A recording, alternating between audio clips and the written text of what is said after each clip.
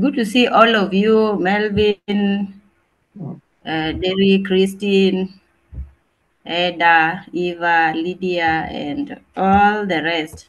I think all of is going to be a sharing because we all have different experiences when it comes to accessing debt. Last time we had someone speak to us about investor readiness. So we were focusing on equity type of finance for our businesses. And then we also had someone else talk to us. Yeah, that was Maurice. Yeah, Maurice spoke to us about finance, generally accessing finance. And today we are going to focus on debt. And debt can come from various, places. We can have debt that people just investing in our business in terms of maybe shares, and then is money they lend us, then we return it later. However, I'd like us to focus more on the bank side. We have in Kenya only we have around 40 banks, and these banks bank so many of us, and most of us as citizens go to them to get money.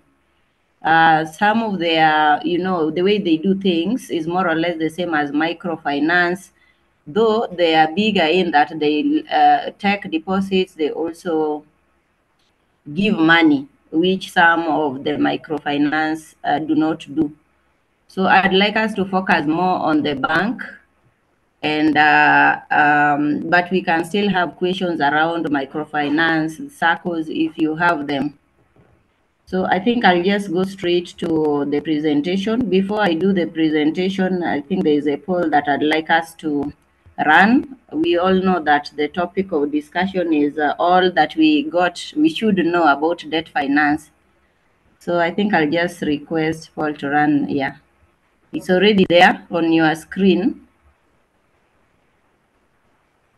There are some few questions. I think there are 4 questions or 5.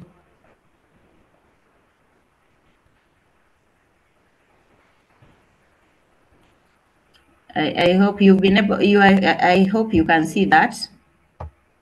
So the first question is, banks will take you round and round and still disqualify your loan. 33% true, and 20% false, and 47% at times. Yeah, interesting. I thought many of you are going to say, give it this 90% true. Okay, banks charge excessive fees. 67% true, 7% false, and then 27% at times. So some of you agree with the fees. They deserve the fees that they charge. Banks are rigid and have stringent lending criteria. 93, a whooping 93% are saying yes. And at times it's just 7%. So the criteria is really stringent. Banks provide inadequate financial advice. True is 47%, false is 27%, and at times 27%. And then a bank is a good financial partner to have. True, 67%. Some of you feel like he's not a good financial partner to have, and I believe you have your own reasons. I want to believe by the end of this session, maybe you will have changed the way you look at some of these questions. And if you still have you'll have a question around these statements, feel free to ask. So feel free also to put your questions on the chat. We'll be able to look at them before the end of the session. Allow me to share my screen.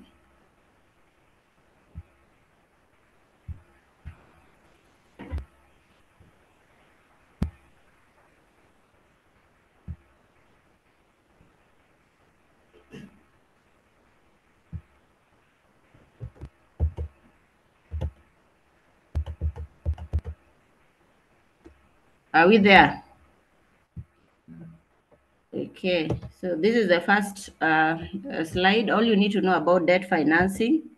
And this is the poll we've just gone through. So agenda, what we'd like to cover today is understanding the data, speaking the debtor's language, and the debtor is the bank in this case,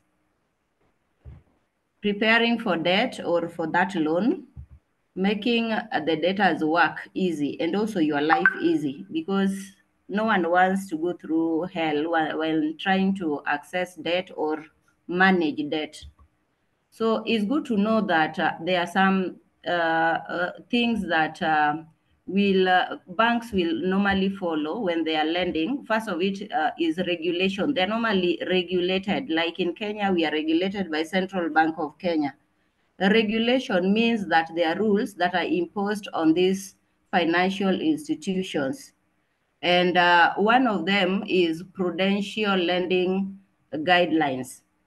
That means that if I, as a business, am loss making and I go to the bank, one of the regulated banks, and I say, give me money, and I've been loss making for quite some time, which means I don't have money to pay to repay the loan, unless I can prove beyond any reasonable doubt, then the bank is not expected to lend me money, because the reasoning is that they are making my life worse by giving me money and I'm already loss making.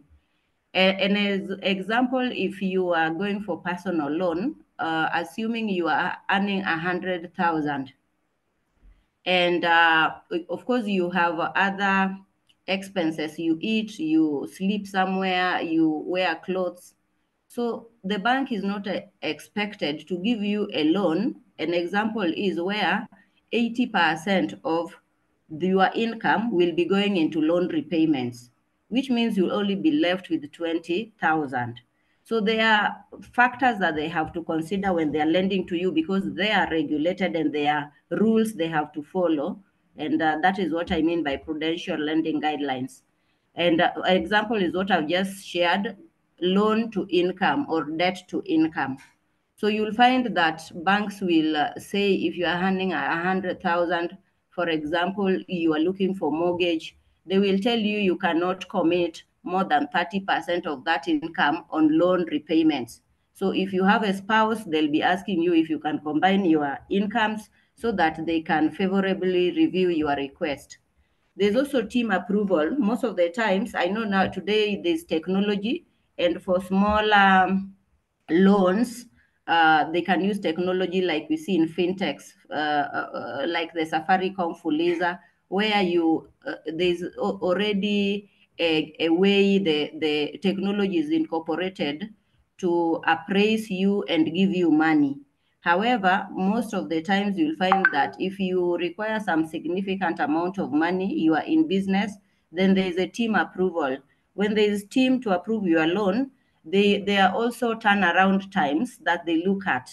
So an example is, if you are the person who is facing customer and you have sold to customer now wants a loan, you do the application and send it to, say, credit, another team, credit department. They are turnaround times. So credit may tell you that we will take 3 days before we make a decision on this loan, because we already have some other applications even as you send your application to us. They also have service level agreements, which determine how they service each other internally. There are conditions that the bank will be looking to impose on your loan, simply because there's a risk that they are trying to manage. The two main risks that banks try to manage is the risk of non-payment, as in you take the money and you don't return it back. The other big risk is non-performance. So you say you are going to do ABCD, you are in business, your customers will pay and you'll get money to repay, but you don't do that business in the long run. So to manage these key risks, there are also so many other risks. Then it means that there have to be conditions they'll impose on your loan. And some of the condition example could be, you're in business and you are saying, oh, I run a limited liability company or private company. So it means me and my business, we are two different entities. If my business is going to borrow and I become insolvent, or I'm not able to operate my business continuously into the other years, then if I had my house in my name, the bank should not interfere with it. That is very true, because you are two different people, two different entities. However, the bank already knows that as well, that you can come with your company, but you as an individual, you have net worth. And if they look at what you have amassed in terms of assets, then that could be a good security for them. So they can put for you a condition like you have to give them your personal guarantees. So they take guarantees of the director. Live Your Dream is going to borrow, but they say the directors of Live Your Dream, you have to give us your personal guarantees and indemnities. That means that if the loan is not able to be paid by Live Your Dream, then now they go for the directors. So these are some of the things you may need to know before you make a decision. There's also risk grade. So these banks will grade you. They are numerics they use or letters, and this means something. Generally, they could mean you are low risk, you are high risk, you are moderate risk. You know, it shows them who is a good lender, who is somebody whom should be lent to using a lot of interest or high interest. And there's ring fencing of receivables. They'll always want a way to have security around whatever they are giving you as their money. Yeah. So receivables is what you should actually be used to pay that money. So, an example is you go borrow a loan and say you are going to buy stock. You want to import some stock. You are making, let's say, school uniforms or corporate uniforms. So you want to import materials.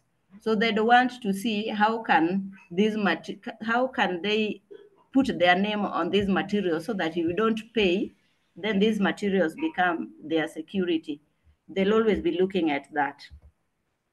There are 5 C's in lending. Most of us know about this, and maybe we can just share on the chat.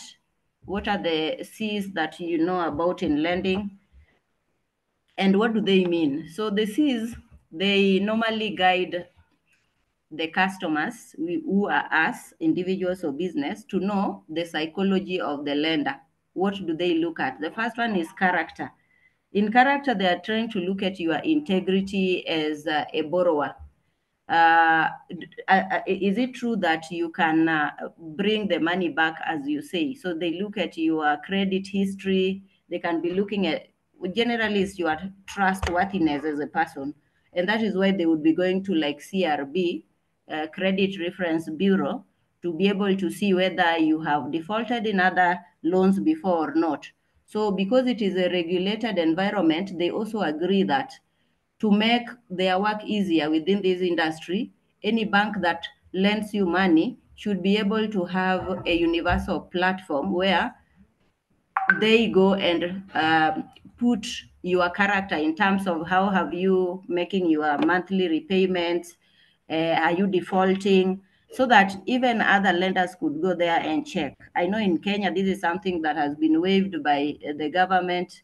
There's a regulation that now requires that they don't have to check your character, but just get it from me. Yes, they could be told by law that don't look at CRB, but they will still look at it, but they'll not tell you we are looking at your CRB. And it will also help them to learn about your risk on top of the risk grade. And it will, so suppose they don't give you money because of your CRB listed, they will not give you that reason, but they'll give you a different reason. Because if they give you that reason, you'll take them to court. They also look at collateral. What is it that they can take as a secondary payment, source of payment? Suppose you are not able, your business comes down. Do you have some land? Is there something that they can hold on to? And this is common, even as we would be looking for that if we are lending to even friends. And the capital, what is your stake in the game, or what the skin in the game? So if you want to buy a car, which is worth $1 million shillings, some of them will tell you put in a down payment of 10% or 20%, is because you also need to show that there's something you have in the game. It's not only them taking the full responsibility. Capacity to pay.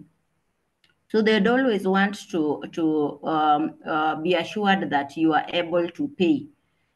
Banks don't lend against collateral. We have so many people going to the bank and saying, I have a piece of land, lend me money against this. They don't lend against collateral. They lend against capacity to pay.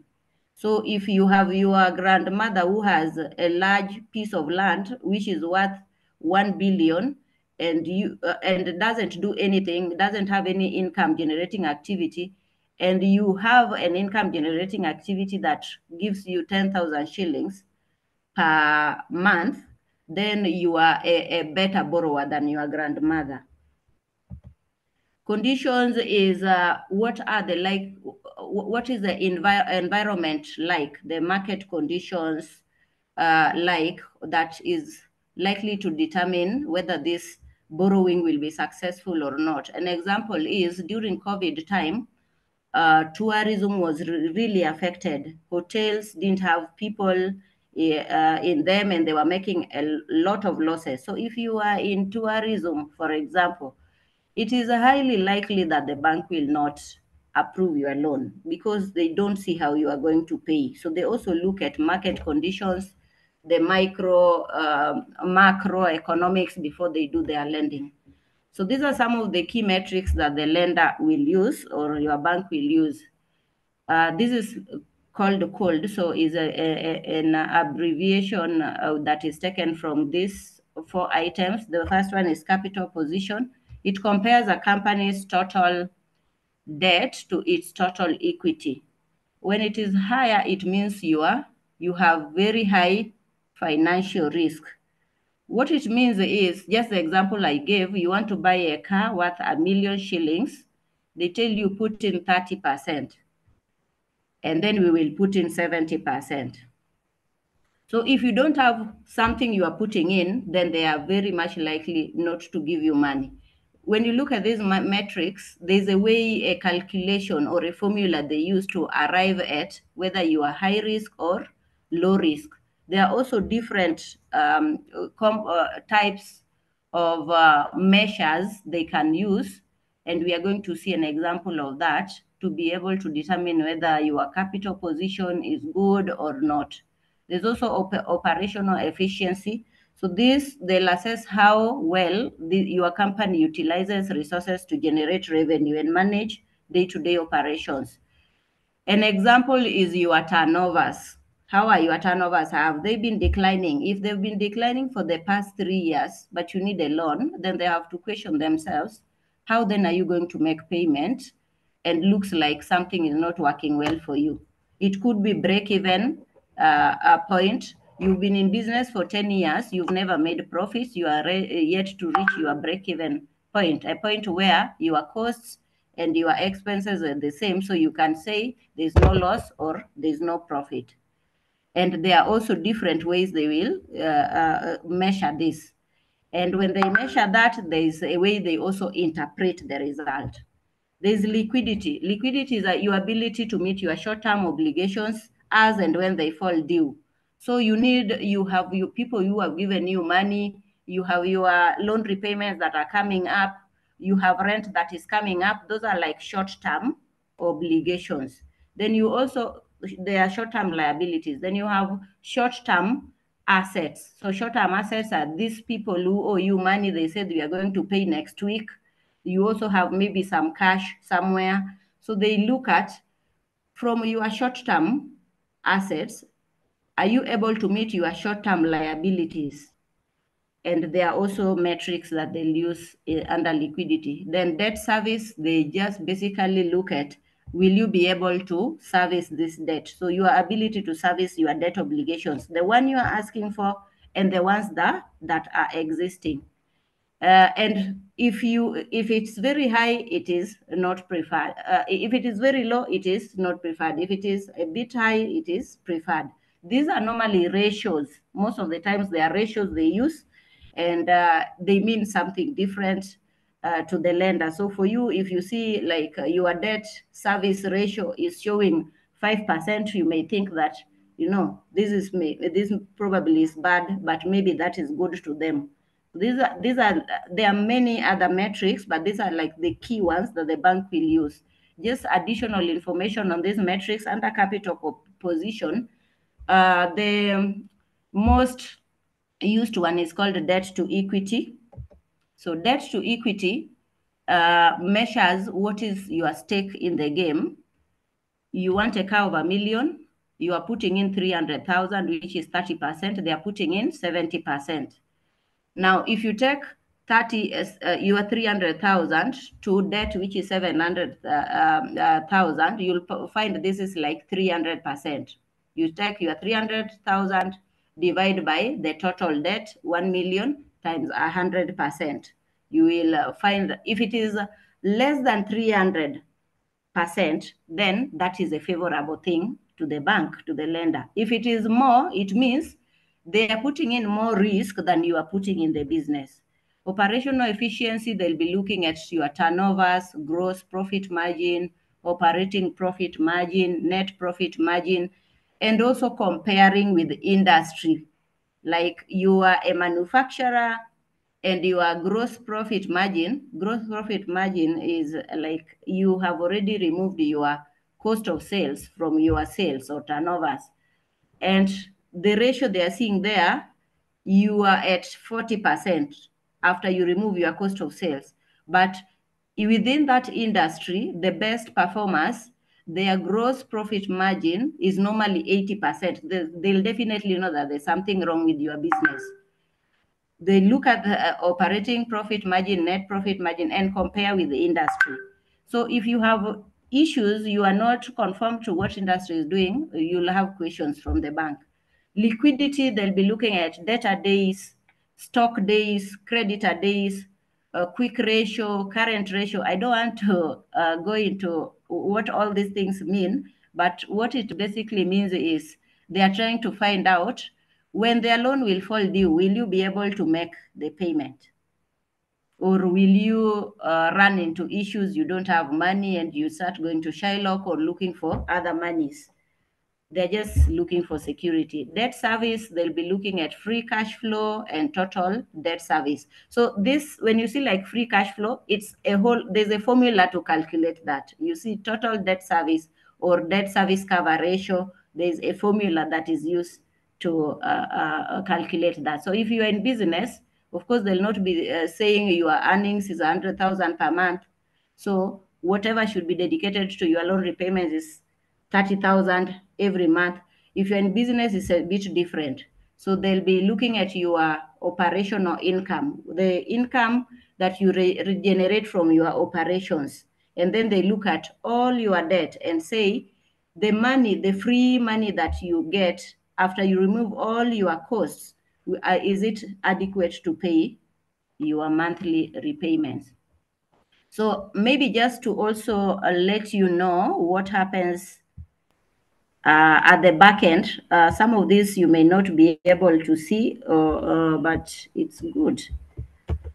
This is a bit technical, so I'll not bog you with a lot of formulas, but just to appreciate that there's some work that goes on which you are not privy to.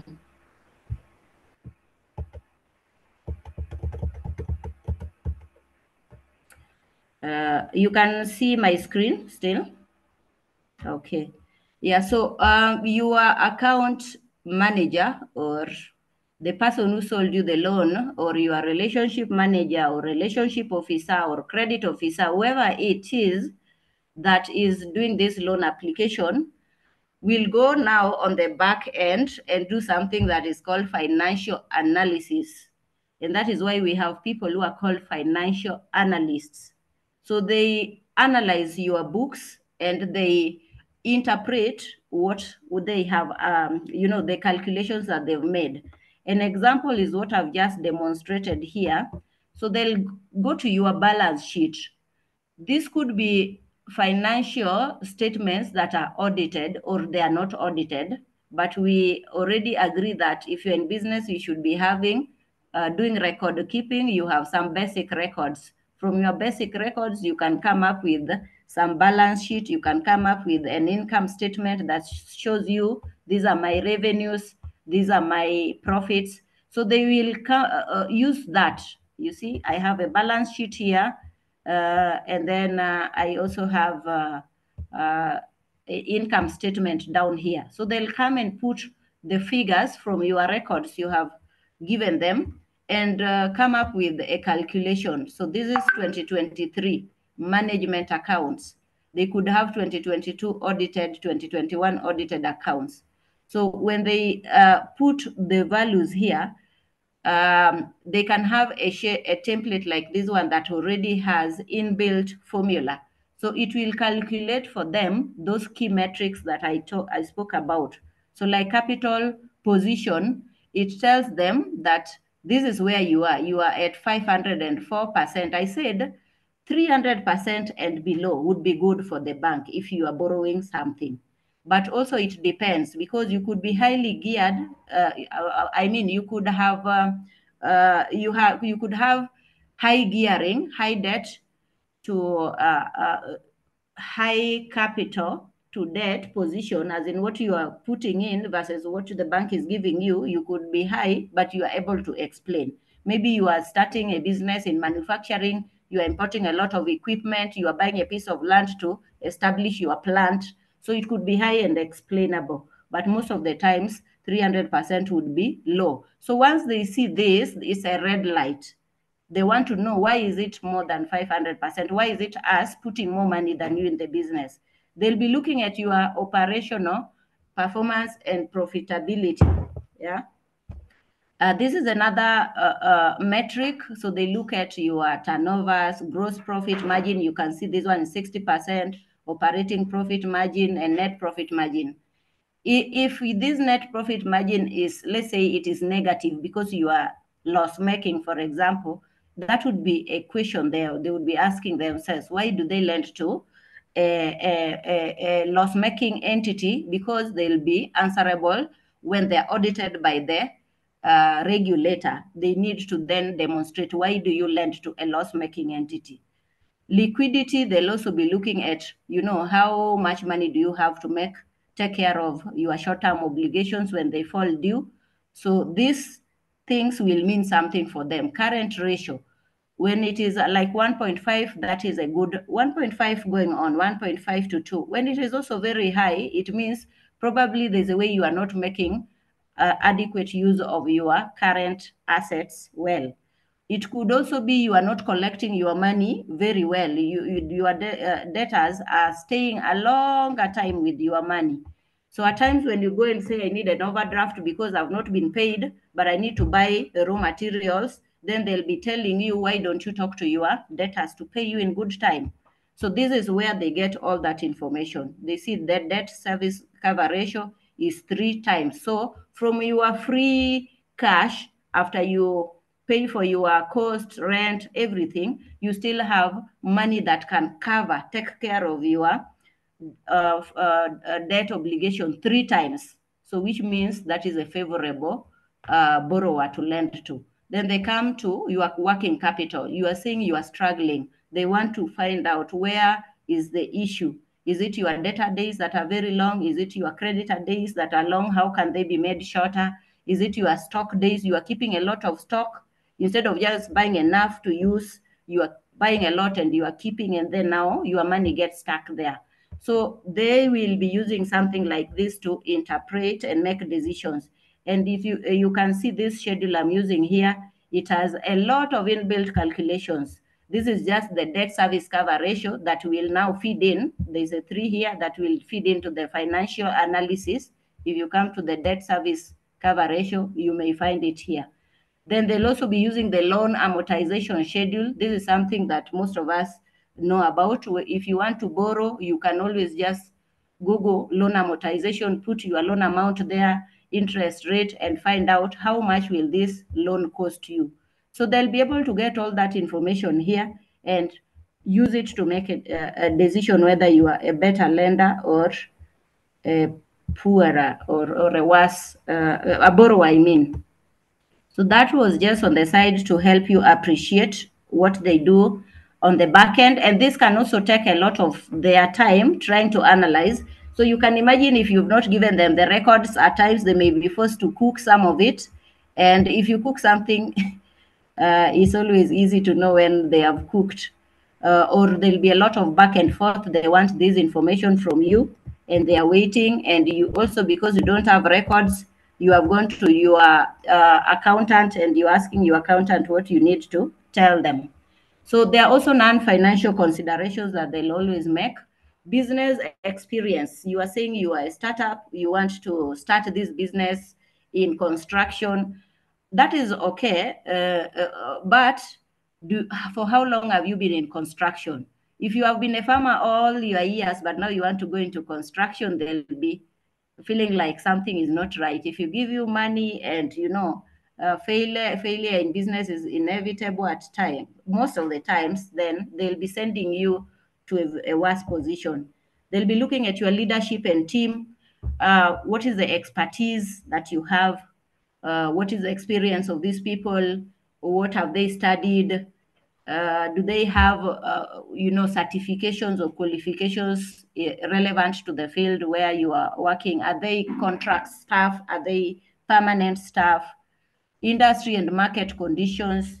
So they'll be looking at you're in agriculture. It takes probably 2 years for your sugarcane to grow from the time you are going to grow it to the time you are going to sell it. There are also other risks. How will you be repaying this loan? And yes, they've told you we can give you some loan, agriculture loan. They look at your legal and regulatory compliance. So is your business registered? Are you paying taxes? They'll be asking you for tax compliance certificate just to ascertain that you also pay your tax. They don't want to do business with people who don't respect the laws. They look at environmental and social responsibility. Today, we are talking about environment, how we can renew our natural resources, how we can, avoid plastics. So you are in a plastics business, but you go to the bank to borrow, it's highly likely it will be a decline. Adaptability to change. They look at your resilience. Suppose something goes bad, will you still be able to pay this loan? And anything can go bad, just like COVID came and so many things went bad. So their comfort would be derived in a scenario where you have like multiple revenue sources, so that they can say if this doesn't work, if business doesn't work, then you also have real estate where you get some money. They look at reputation of your clients and partners. So suppose you are off taker, the person you sell to is government or the county government. If there have always been issues with other people doing business with government or county government, when it comes to say payments, then they know you are also going to struggle. So if they give you money, they are going to start having challenges. So what is the reputation of your clients? Are you having like a risk with you are overly concentrated on one key customer? So you sell, you are in maybe furniture business, you sell, but you sell to one customer. It's a school, you make for them desks. They are likely to lend money to somebody who has like 10 different people they sell to, as compared to you who has only one person you sell to or one entity you sell to. So what do you do when you are preparing for funding, having known that there are all this that goes behind the scenes? You need to understand your needs. So before you go to the bank, get to know whether you need a working capital solution, or you need a long-term loan, you need a short-term loan, and what is it for? Why do you actually need money? Maybe your friend can give you that money easily that compared to going to the bank. Assess your financials. So if you don't have your records, start keeping records. Most people don't have records, so the bank has opted to use your bank statements to check whether you can qualify for loan. The disadvantage is not all your money goes through your bank. So that does not show the whole picture when it comes to your business. So they can tell you you qualify for 3 million while you actually qualify for 10 million if you just give them all your records. Build a strong credit profile. If you are given a loan, please try to pay in good time. And if there's a challenge, talk to them. Create a business plan and strategy. It helps them to see you as, you know, somebody who's more serious than just somebody who's trying. There are so many people who are trying to do things nowadays. So it's not easy to know who is serious and who is not serious. This helps them to know that you are serious about what you are doing. Demonstrate that you are able to repay the money when the repayments fall due, the both interest and principal. And have get some professional advice. I know some of you said that they don't give you that good advice during the poll. Yes, because when somebody is selling to you, they may not tell you all the information you may need to do, because they also need to close a sale. So get some independent advice. Address potential concerns that they may have before you actually go to the bank, so that you don't have negative experience, and build relationships with them. Banks will also want people they have financed from 10,000 and now they are financing them a million or a billion. They really treasure that such kind of clients, and you can also start small and build relationship. How to manage your loan? Negotiate for a grace period if you see things are not going very well. This will help you avoid delinquency. Delinquency is where you are not able to meet the payment when it falls due. Default is where you have not paid for some time. Now they consider you have defaulted, maybe 3 months. They say you have defaulted. So if you are just defaulting for a short time, that is delinquency. They don't like both of them. And always try to talk to them before you default, before they list you on CRB. Follow your repayment plan. If it is not working, renegotiate it. Take advantage of prepayment opportunities when they are existing, and even when they are not telling you there is a prepayment, you save a lot of interest. Be keen on conditions on the loan. What you say is called, fine print or the small print on the offer letter. Read them, because that is where they tell you all your banking will be done with us, and then you sign, they give you money, and then you go banking with 3 other banks. When you come next time, you are having issues. So read those conditions very well and negotiate them. If you are not happy, negotiate. Manage your costs. So look at your total cost of debt. Don't just go and get debt. Debt should leave you at a better position compared to where you are before you get the debt. So get to know what is the advantage this loan is going to give you? What will be the total costs, so that you also don't use your margin to pay the bank all the money you generate from your business. If it doesn't work, proactively renegotiate with your bank. They are happier when you go to them than when they call you to start looking for you to pay. So that's the end of the presentation. I know it is rushed, but it's also because of time. So I am open for questions, comments.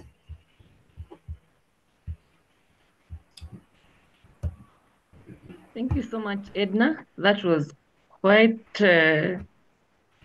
great information, and I know you've gone so deep to some of the terms that we may not understand, but I trust we can always come back to you for more information. If we have any question about our today's topic, kindly feel free to put it on the chat session, and you can also raise up your hand to speak up. I don't know whether we have any questions already.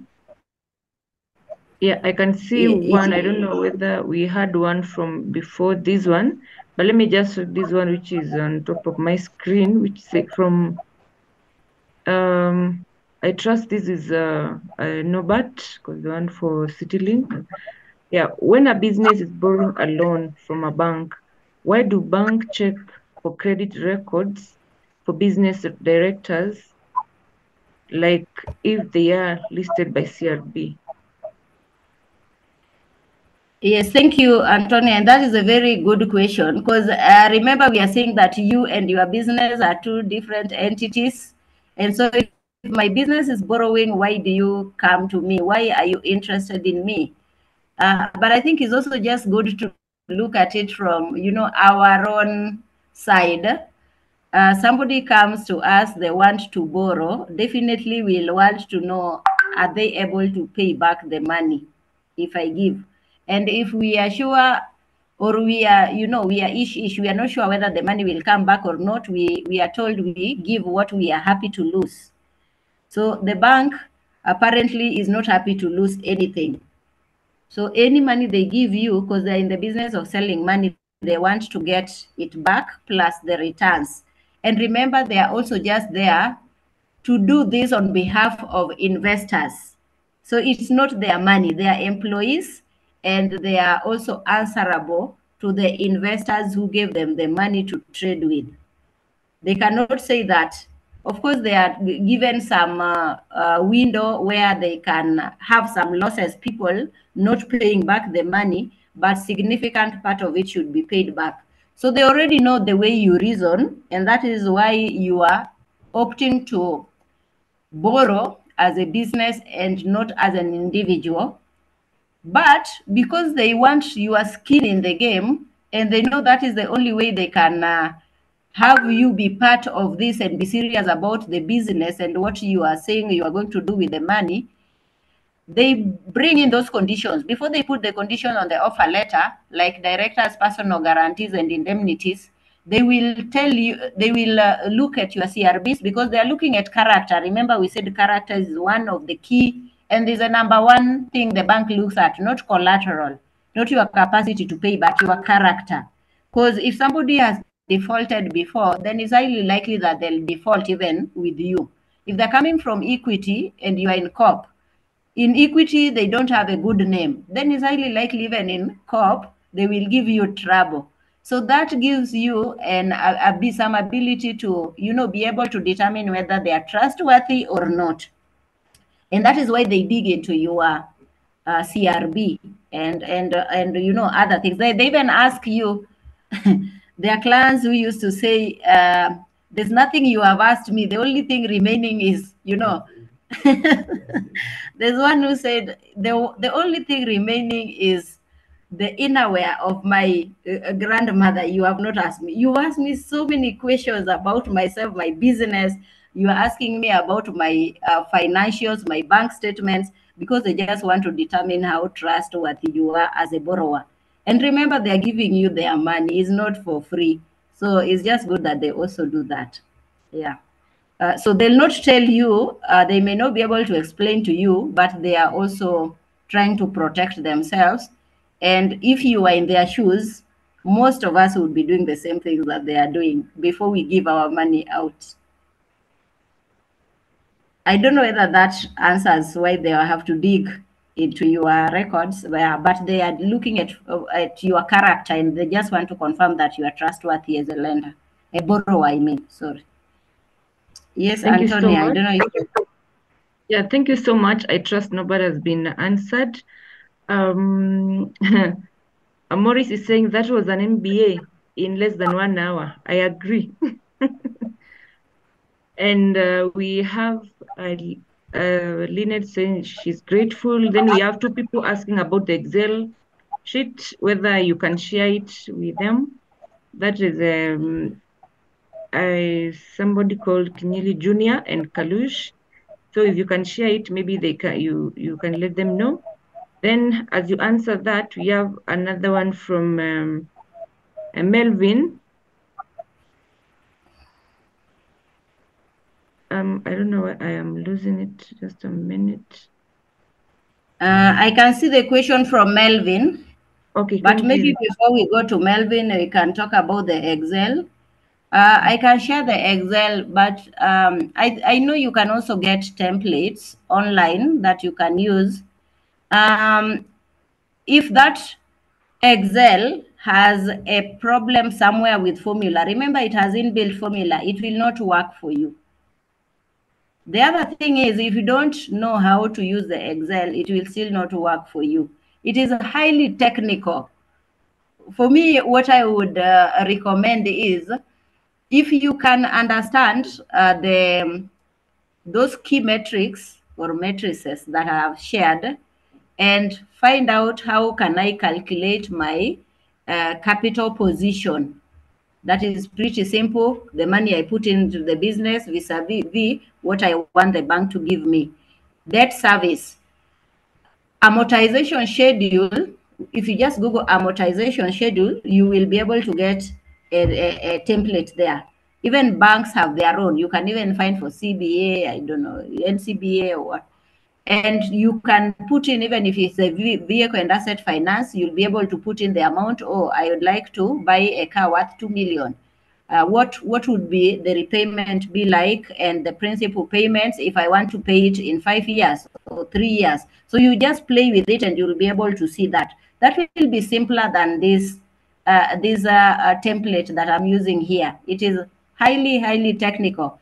And remember, you have some other things feeding into others. So if you feel like you really need it, I can still share. Just write to me, edna@gmail.com, and then I'll be able to send it to you. Edna, not at Gmail, but edna@liveyourdream.co.ke. I hope that is clear. Then Melvin is asking, how do you classify banks as tier 1, tier 2, or tier 3? Why is I&M Bank more flexible in lending than the South African banks, ABSA, Standard Chartered Bank? I think this is Standard Chartered, and I think this is Stanbic. Yeah. So when it comes to tiering, it's just like we know in every industry, there are big players and there are small players. For them to consider you a big player, if you look at even oil, the energy and gas sector, you will have some fueling stations or oil marketing companies, the Total Energies, Shell, you know, these places where we fuel. You'll find some of them are selling so many liters in a month compared to others. Even their financial standing, the number of clients that they have. And then you have people whom we are calling, this is the biggest player. Their market share is 50%. Then the second one, the market share is 20%. The rest of the players are sharing that other one. It's the same as in banking. There are big players and there are small players. Most of the times you'll find that they use the number of clients that they have or the assets that they manage. So these clients have brought in money, they are keeping as deposits or liabilities, they call them liabilities, or they have given money out there, they call it assets. So how much assets do they have? How much liabilities do they hold? How many branches do they have across the country? What is the single transaction they have done that is huge? Can you say they've done one transaction that is 50 billion, while this other bank has only done one transaction that is 500 million? So they look at different factors to be able to come up with who is the biggest player, who is a tier 1, tier 2. But tier 1 means is more established. Tier 3 means they are not as established as tier 1. I hope that answers the question. And then the other question follow-up was about I&M. They have flexibility compared to South African banks. There's ABSA, Stanchart, Stanbic. So banks also have their own internal focus areas. There are banks whose focus is in agriculture. There are banks whose focus is in financials. They want to lend to other financiers. There are banks who would like to be in every sector. So you may find that this bank has advantages compared to another bank because maybe they are more into women who are in banking. They want to support them as part of their CSR. They want to be known for something. So you may consider them flexible, but what I can tell you is while you consider them flexible, somebody else will be saying they are not flexible because of their experience with the same bank. So it differs for each and every person. The experience normally differs. what is important is you build a relationship with a particular bank because you see like they are aligned to your vision, and don't hope from one bank to one bank trying to find which one will suit you. That is okay if you are doing your research, but after you find I can work with this bank, you can settle on 2 or 3 and start building a relationship because you are looking at long term. A partner will work with you as you grow, even to other regions. Which question? Thank Yeah, you so Lydia much, asked Edna. this. Thank you. So thank you, Edna, for sharing. This is insightful. This is from Lydia. Honestly, banks seem to be thorough. My worry is that they seem to be having some hidden costs. You never see your loan reducing. Something. And they change interest charge without your notification. Would you comment? Yes, this could be true or false. Maybe it's the communication that you don't get in time, but they are required by central bank to always tell you everything. When something is changing, they should do you letters, and they should publish on their social media, on the newspapers, to advise you that something is changing internally. You may need to check whether your contacts are updated. If you are not receiving updates, you realize they've changed something. At times, they also ignore that. They don't do that. If you realize they've not done that, you have a right to report them so that they can always tell you before they do these things, because there's a window within which they need to implement, advise you before they implement. Yes, they have hidden cost, but you as the borrower, it's also our responsibility to try and know what is the total cost of this debt. So there's something, there's a regulator, I think some few years ago, they were subjected to this way of doing things, transparency, so that they always tell you what your debt will cost. So there's something called fact sheet. Fact sheet, all the banks have fact sheets. If you want to open an account, they'll give you a fact sheet that tells you the benefits, what you will get, the costs. If you want a loan working overdraft, they'll give you that. The disadvantage is they will give you after they have given you the loan. When you are signing the offer letter, that time you may be excited, you may not even be able to understand those things because you want to sign. But you can always ask them prior, can you give me a fact sheet for this vehicle and asset finance? Can you give me for this overdraft facility? Then you will be able to see all the costs that they are charging. If there's a cost that will come in that was not mentioned there, then you are allowed to go and ask them. And most of the times they'll reverse it because they also don't want you to tell people that they've done such a thing. So just be keen and find out the cost before you make a decision. And that is why you need to do your research. And also negotiate. Yeah. So thank you very much. I think time has really gone. We can take this offline on the WhatsApp and keep asking the questions and answering. Yeah, but this is just to initiate the conversation. I'll be happy to address some other additional questions if there are. Feel free to reach out. Thank you. Back to you, Anthony. Thank you so much, Edna. There was one more from Dr. Melvin. I don't know whether it was a follow-up after you had answered him. Maybe you can do that in a few seconds.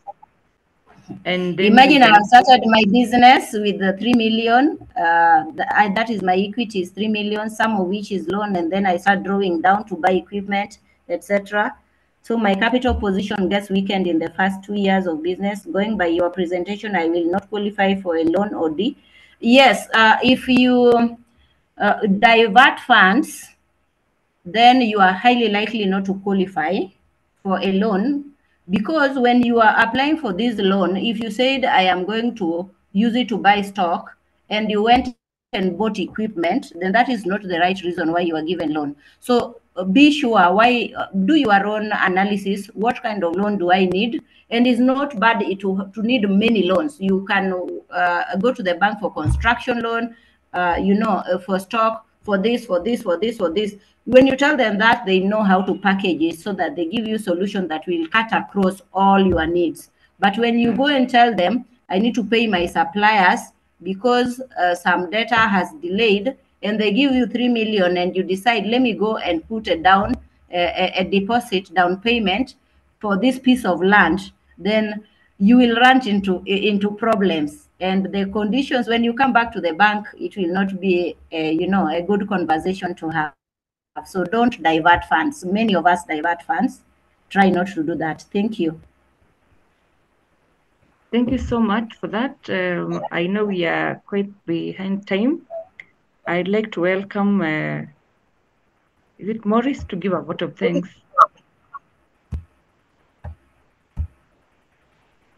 Maurice, are you there?